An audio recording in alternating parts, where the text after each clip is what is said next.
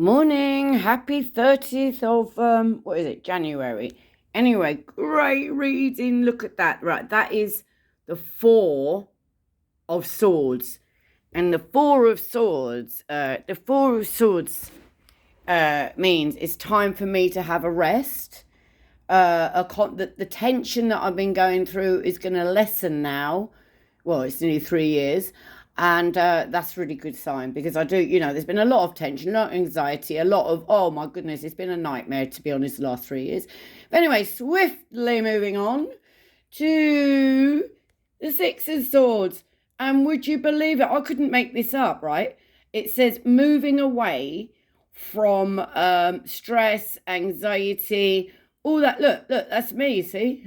That's for someone helping me get, and it's if you notice, on the sea, and I do have a very big sea connection in my life to do with the sea and yachts and sailing and harbours, so that makes sense. Right, so we go on to the,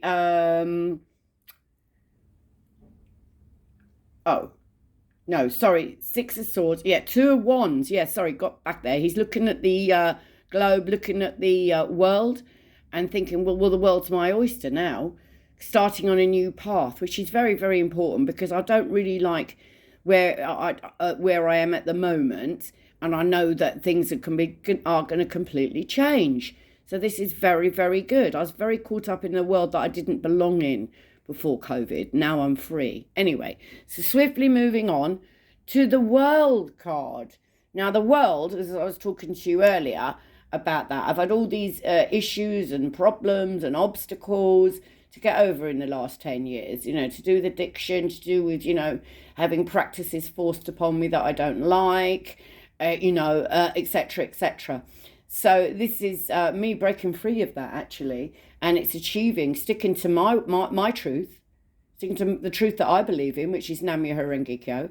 And so now I've got a sense of achievement, success, free from limitations imposed on me by other people, which I never really agreed to anyway, but anyway, so I'd see that as Buddhahood, courage, wisdom, and compassion as well. Then swiftly moving on, we get the Strength card, self-discipline, and I do 2 hours in the morning of chanting, so that is discipline with other people on a Tozo, which is online, anyway, with other people I know. Strength, courage, passion, strong desires. And they say in Buddhism, earthly desires are enlightenment. And that's actually what that means to me. Right, and then we go on to the King of Pentacles. I love the kings. This man is like my perfect king because it's a lot of things that I'm not. He's a man of means. He's a manager. Managerial opportunities. It means he can look, he earns his own money. He earns his own money by doing a trade.